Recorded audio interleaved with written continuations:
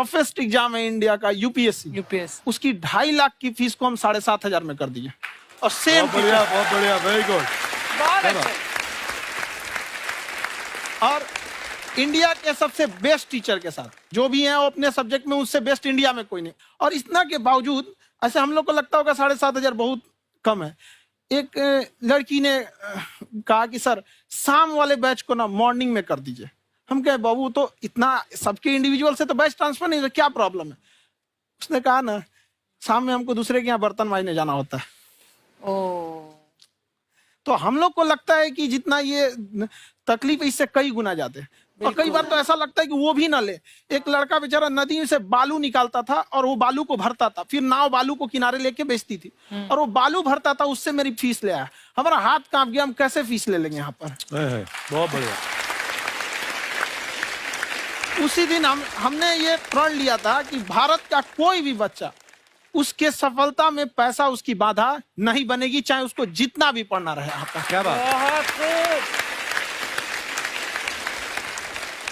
और अर्चना जी, मैं इनके बारे में एक बात, खान सर आपके बारे में मैं एक बात कहना चाहता हूँ। इनका जो स्टार्टअप है ये बूटस्ट्रैप्ड है। अच्छा, मैं साधारण भाषा में बता देता हूँ, ये सेल्फ फंडेड है। इन्होंने अभी तक किसी और से पैसा नहीं लिया है। ये इन्वेस्टर के पैसे से नहीं, इन्होंने खुद इसको बिल्ड किया है। और बल्कि इतना स्ट्रॉन्ग स्टार्टअप है ये कि मैं कहूंगा कि अगर इन्वेस्टर्स को इन्वेस्ट करना हो तो मैं इंडोर्स करता हूँ ऐसे स्टार्टअप्स को। यही सब चीजों को देखते हुए कई लोगों ने धमकी भी दिया था वहां पर। अच्छा। और उसके बाद बम चला दिए और 7-8 बम चला दिए और कुछ ब्लास्ट हुआ। एक बेचारा नया लड़का आया था एडमिशन लेने के लिए, उसकी स्कूटी उड़ा दिया। वो आया था, कहा कि सर हम तो पढ़ने आए थे, हमारा स्कूटी उड़ गया। हमारी ऑफिस उड़ा दिए सब। एक तो पास में आके गिरा और नहीं फटा वो।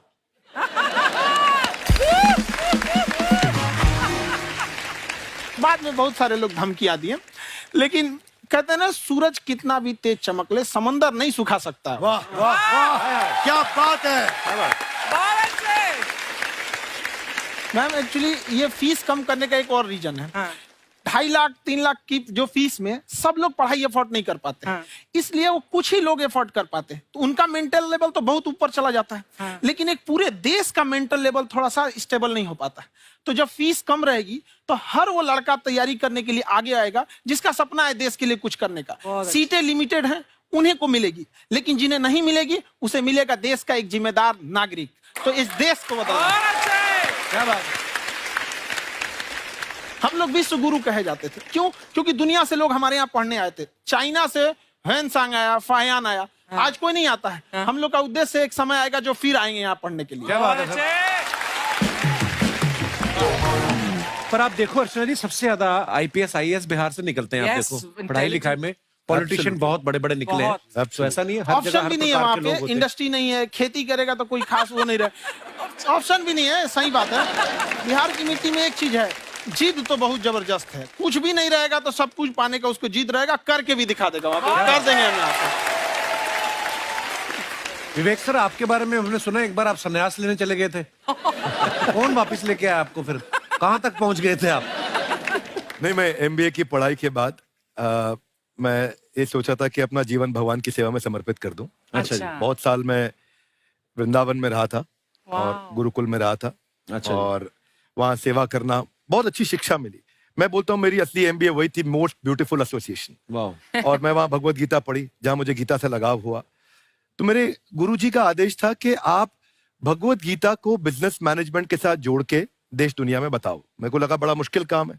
मैंने बाद में देखा कि डॉक्टर स्टीफन कॉवी, जिनकी किताब है 7 habits of highly effective people, आप सबने पढ़ी होगी। उन्होंने बोला मैंने 7 हैबिट भगवत गीता से लिए। और हमारे देश के लोग ऐसे हैं जो मेरी किताब पढ़ते हैं, जो कि 3.5 मिलियन कॉपीज बिक चुकी हैं, और भारत में भगवत गीता नहीं पढ़ते।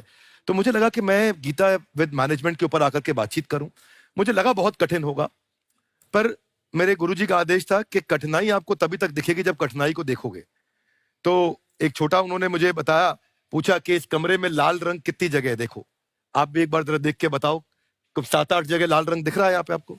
1 ये 2, वो लाल रंग टी शर्ट पे 3 4 5, ये लाल हो गया 6, उधर लाल हो गया 7, एप्पल लाल, बिल्कुल ठीक 7।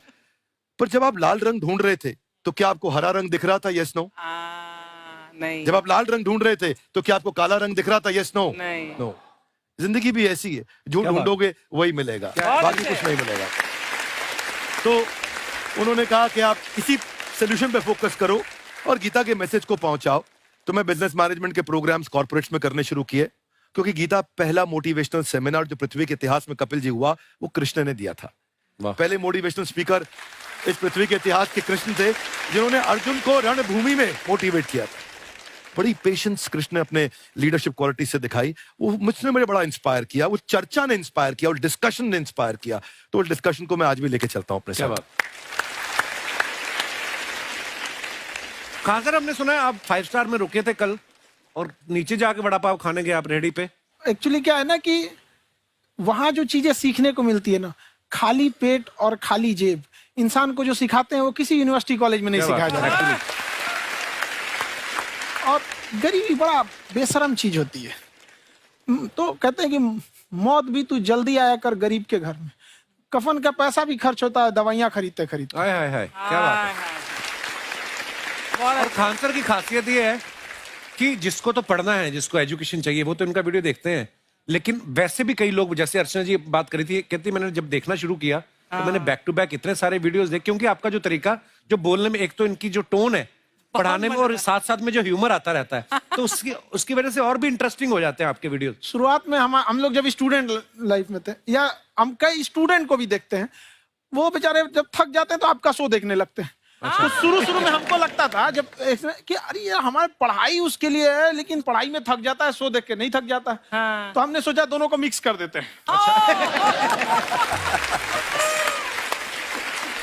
तो हमने उसको, और आज आपको पता नहीं हमने भी यही किया है।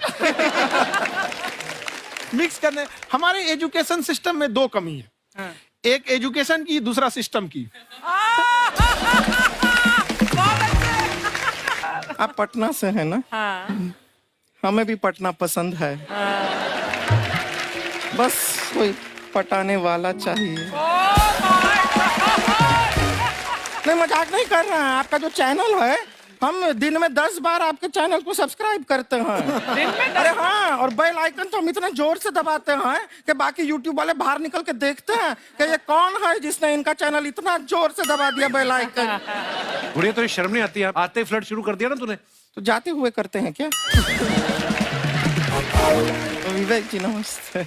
आपसे एक काम था छोटा सा, कर देंगे आप? ये क्यों करेंगे? नहीं, गुरुजी हमेशा अपने वीडियो में कहते हैं कि विवेक से काम लो, विवेक से काम लो। विवेक मतलब दिमाग से काम लो आप। हाँ, तो विवेक जी अपने दिमाग से ही काम लेंगे। बहुत दिमाग है उनके पास। ये देखिए, जो आदमी, आपको मैं बताइए, जो आदमी बिना फिल्म किए कपिल शर्मा शो में आ गया, कितना दिमाग होगा उसके पास। लेकिन एक बात है जिसकी वजह से हम आप तीनों से नाराज हैं। क्यों? क्या बात? हर चीज में मोटिवेट मोटिवेट मोटिवेट क्या होता है? सच कह रहा है, जब भी ये शब्द सुनते हैं हमें लगता है कोई हमें चिढ़ा रहा है। मोटिवेट बदल दीजिए ना, खाली मोटिवेट बोलना ही क्यों जरूरी है? कुछ और कीजिए। रोटी वेट, छोटी वेट, पतली वेट, कुछ भी बोलिए, मोटिवेट हटाइए। तो गुड़िया, तू भी एक्सरसाइज किया कर ना, देख डॉक्टर साहब ने कितना वजन कम किया है, तू भी कर ले। ठीक है, फिर मोटिवेट से ही चला लेंगे। लेकिन मोटिवेशन कोई बुरा बात नहीं है। हमारे दादाजी भी वैसे बहुत मोटिवेट करते थे। हाँ, एक बार तो तालाब में डूब रहे थे हमारे दादाजी। हमारे पास रस्सी भी था, ट्यूब भी था, फिर भी हम अपने दादाजी को बचा नहीं पाए। क्यों? क्योंकि हमने उनकी ओर तिनका फेंका ना, वही कहते थे डूबते को तिनका का सहारा काफी। नहीं लगा सहारा, दादाजी बुड़बुड़ बुड़बुड़ बुड़बुड़। गुड़िया, तू क्या करने आई इधर? अरे हाँ, हम क्या करने आए हैं, एक पूछना था सर, खान सर। ये जो हमारा एक चाचा का लड़का है, उसको क्या है, थोड़ा पढ़ाई में प्रॉब्लम हो रहा है। तो 12वीं का पढ़ाई आप उसको अच्छी तरह करवा के 12वीं पास करवा देंगे आप? करवा देंगे, वेरी गुड, बात कर लेते हैं। हाँ, राम सरोवर, देखो हमारा बात हो गया है। ये 10वीं जो तुमसे नहीं दिया जा रहा है वो नहीं देना है।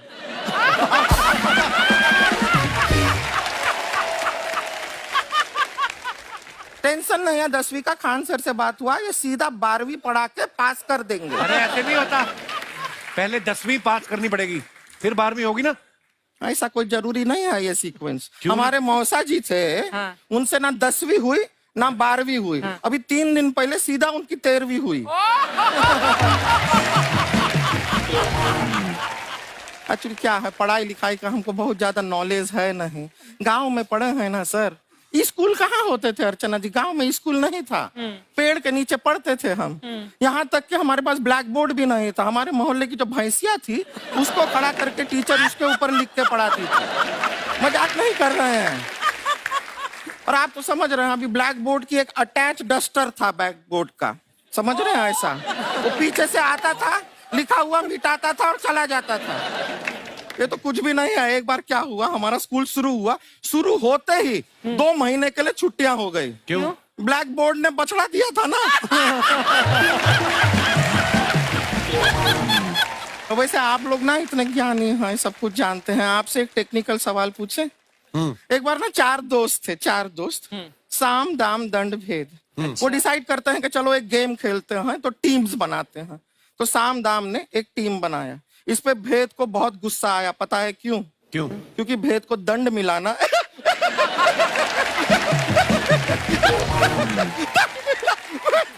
ये सिर्फ हंसती नहीं है सर, थोड़ा सा पेट्रोल पिला दो स्टार्ट भी हो जाती है। इतना है कि और भी बता दीजिए, जब हम बीमार होते हैं हम डॉक्टर के पास नहीं मैकेनिक के पास जाते हैं, और डिटेल दे दीजिए। ऐसा कुछ नहीं है सर, ये बोलते हैं खाली। लेकिन अभी एक रिक्वेस्ट था सर, हमारा एक भाई है, पुरुषोत्तम नाम है उसका, वो गांव से आया हुआ है। आप लोग थोड़ा उससे सब बातचीत करेंगे, थोड़ा उसको प्रोत्साहन देंगे। और शर्मा जी, आपसे भी एक रिक्वेस्ट था, आपसे हमने कभी कुछ मांगा नहीं है। पुरुषोत्तम आएगा ना, एक बार बस उससे कह दीजिएगा, पुरुषोत्तम तुम